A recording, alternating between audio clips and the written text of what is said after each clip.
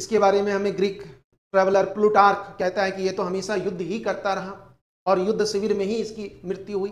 Menander के बारे में हमें अन्य जो स्रोत हैं जैसे मिलिंद पनोह, ये बहुत ही प्रसिद्ध बौद्ध धर्म की पुस्तक है मिलिंद पनोह, जिसके लेखक प्रसिद्ध जैन भिक्षु थे नागसेन।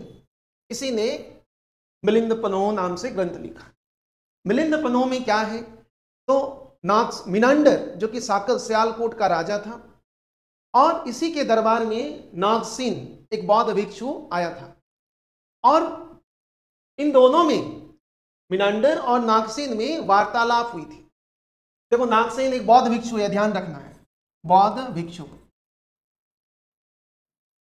एक नागसेन आता है बौद्ध भिक्षु, एक नागार्जुन भी, नागार्जुन बात की, तो बौद्ध भिक्षु नागसेन के बीच वार्तालाप हुआ था, संवाद, उत्तर प्रश्न उत्तर। ये जो पुस्तक है प्रश्न उत्तर क्रम में लिखा गया है। मिलिंद या मिनांडर प्रश्न करता है और नागसेन उसका उत्तर देता है।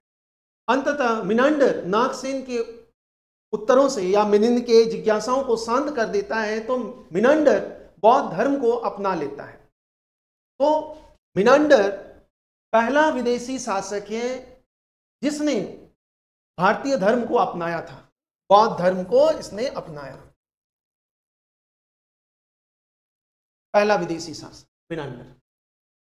और फिर इसने बौद्ध धर्म के प्रचार प्रसार भी किया, मतलब इनके काल में बौद्ध धर्म का उत्थान भी हुआ।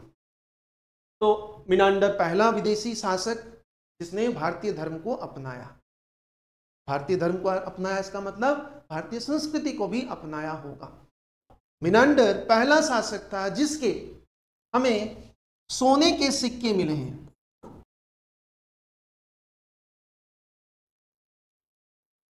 और इसके मुद्रा सौराष्ट्र है ना, गुजरात क्षेत्र से भी मिले हैं, तक के क्षेत्रों में इनकी मुद्राएं मिली। मतलब ये इन क्षेत्रों पर शासन कर रहा था, इनका क्षेत्राधिकार ये एरिया था। तो पहला शासक भारत में जिसने सोने के मुद्रा जारी किया ये था, पहला शासक। इससे पहले हम देखते हैं कि मौर्य काल में सोने के सिक्के कहीं से नहीं मिलते, हमें वहां से चांदी के ही सिक्के मिले हैं, जिसको आहत सिक्के या पंचमार्क सिक्के कहते हैं। पहली बार सोने के सिक्के इसी के काल में, मिनांडर के काल में, मौर्योत्तर काल में। और इन सिक्कों पर लिपि भी उत्कीर्ण है, लिपि भी है, लेख भी है।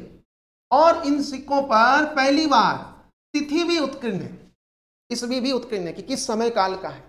ये पहली बार हुआ, पहली बार सोने का मुद्रा भी इसी ने जारी किया, मिनांडर और मिलिंद ने। पहली बार सिक्कों में लिपि लेख इसी ने जारी किया और पहली बार सिक्कों में तिथि भी इसी ने लिखना शुरू किया। और इसी समय से हम देखते हैं कि सिक्का मुद्रा भी एक स्रोत बन गया इतिहास लेखन में, पुरातात्विक स्रोत। क्योंकि इससे पहले की जो मुद्राएं मिली हैं प्राचीन भारत में, मौर्य काल में या मौर्य काल से पहले, उन सिक्कों में किसी भी प्रकार के, उन सिक्कों से किसी भी प्रकार की हमें जानकारी नहीं मिलती। लेकिन इस समय से यह प्रथा प्रचलन हुआ। और यह प्रथा किसने प्रचलित किया? मिनांडर ने। क्योंकि देखो तिथि उत्कीर्ण हो गया, इसका मतलब अब इतिहास को हम क्रमबद्ध रूप से जान सकते हैं। अगर ये इन शासकों ने इस समय तिथि उत्कीर्ण नहीं किया होता तो हम ये जान ही नहीं पाते कि पहले मौर्य आए कि पहले गुप्त आए। तो सोचो इनकी कितनी बड़ी देन है ये विदेशी, लेकिन भारत में आए और शासन किया और इस तरह से इन्होंने योगदान दिया भारतीय इतिहास। तो पहला शासक जिसने सोने की मुद्रा जारी किया, पहला शासक जिसने मुद्राओं पर लिपि भी उत्कीर्ण किया और पहला शासक जिसने मुद्राओं पर तिथि भी उत्कीर्ण करा। तो मिनांडर बहुत शक्तिशाली, बहुत प्रसिद्ध राजा था। इनका जो साम्राज्य था वो गुजरात से लेकर मथुरा तक फैला हुआ था, उधर गंधार, कश्मीर, विदिशा, अफगानिस्तान तक का क्षेत्र। मिनांडर के बारे में हमें रामायण में भी जानकारी मिलती है। मिनांडर के बारे में हमें रामायण ग्रंथ से भी जानकारी मिलती है। मिनांडर को रामायण में करदम,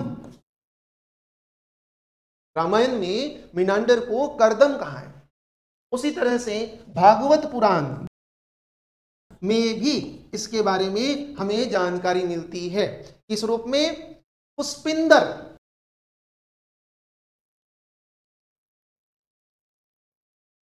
तो अर्थात रामायण और महाभारत, भागवत पुराण महाभारत का ही अंग।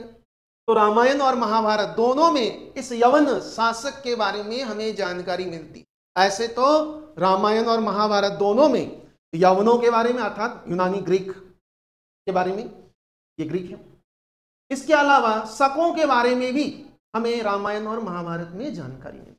रामायण की जो घटनाएं हैं वो जो लिखी गई है वो इसके बाद ही लिखे गए होंगे, 75 काल के बाद रामायण की रचना।